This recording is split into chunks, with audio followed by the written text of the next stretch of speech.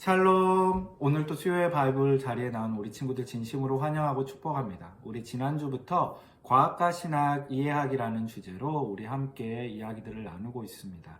여러분들 지난 시간에 잠시 복습하면 과학과 신학은 대립되거나 모순되는 것이 아니라고 이야기했죠.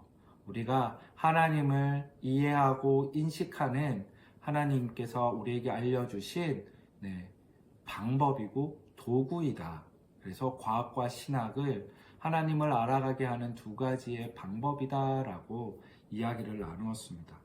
그리고 지난주에 그래서 오늘 하나님께서 우주를 통하여 우주 중심으로 과학이 하나님의 창조를 알려주는 두 가지 예시를 함께 나누겠다라고 했는데요.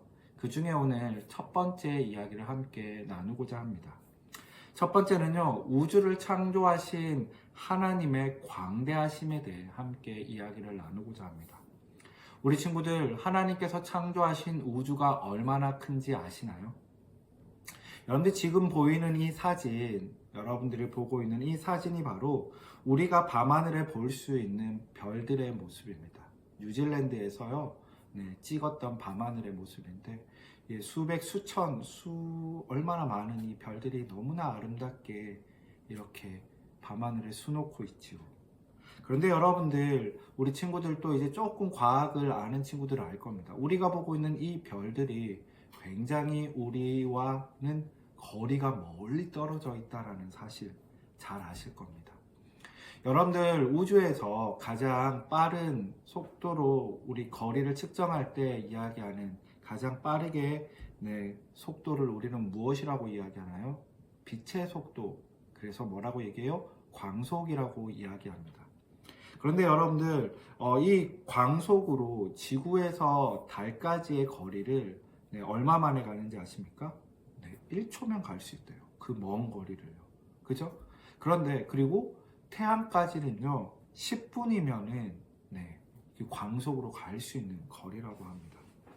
우리가 속해 있는 태양계는 그럼 어떨까요? 우리가 속해 있는 태양계, 지금 보이는 이 사진이 바로 태양계인데요. 우리가 수업 때 배우는 그 있죠? 어릴 때 배웠던 뭐일까요?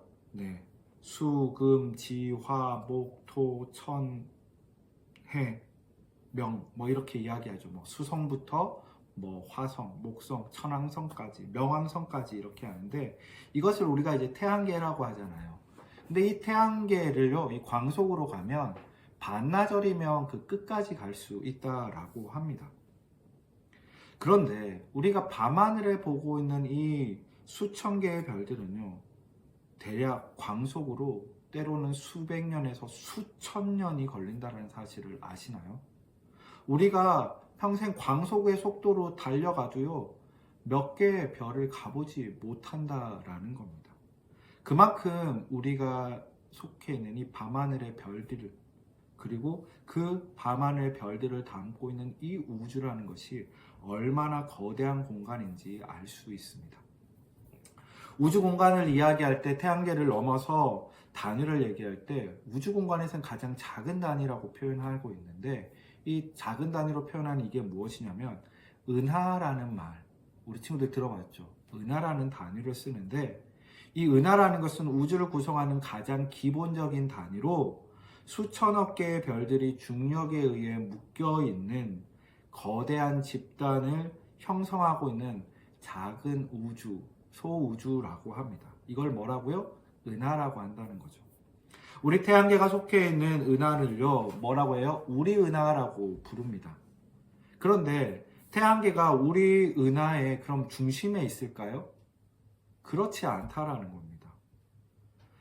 광속으로 우리 은하의 중심에서 우리 태양계는요, 태양은요, 한 2만 5천 년 정도 가야 하는 우리 은하의 변두리에 있다라는 겁니다.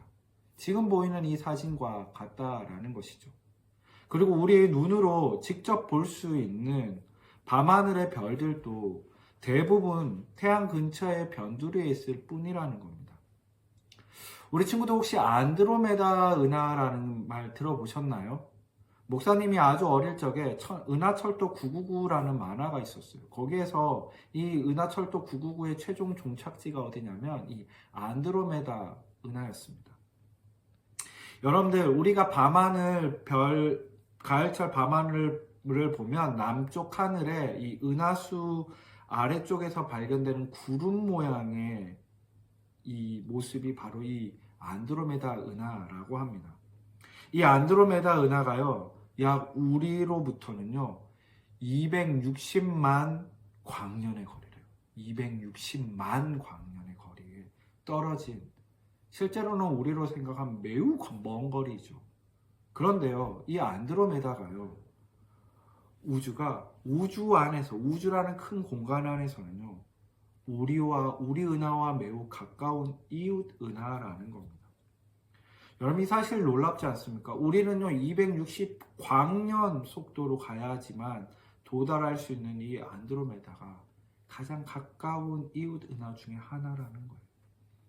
천문학자들은요 태양처럼 빛나는 별이 이 우주 안에 2천억 개 정도가 존재하고, 또 우리 은하와 같은 이 은하가요 약 1,000억 개 정도가 우주 안에 있다라고 합니다. 여러분, 이 공간이 가히 상상이 되시나요? 사실 상상이 되지 않아서 피부로 와닿지 않는, 아마 그런 생각이 들지 않을까요? 그만큼 이 우주는 광대하다라는 겁니다. 그렇다면 이 우주의 거대한 시공간이 의미하는 것은 무엇일까요?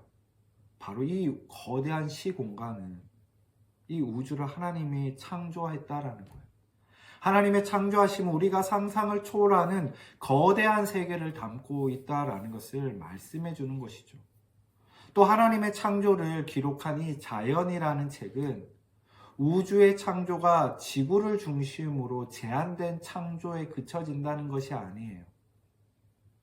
1,000억 개의 은하를 포함하고 광활한 공간을 대상으로 오랜 시간에 걸쳐서 이루어진 역사의 과정이고 창조의 과정임을 우리는요 이 우주라는 공간을 통해, 이 광대한 우주라는 공간을 통해 알 수 있다는 겁니다. 그렇게 우리는요 단순히 하나님을 지구의 신으로 생각하면 안 된다는 거예요. 사실 우리는요 지구의 신까지도 잘 생각하지 않아요. 나의 신, 아니면 우리 민족의 신, 어떤 민족의 신, 아니면 내 주변으로밖에 생각하지 못하는데, 사실 하나님은요 이 지구만을 창조한 게 아니라 아까 말했죠, 우주라는 그 공간 안에서 지구는요 진짜 작고, 거기에서 우리라는 존재는 어떻습니까?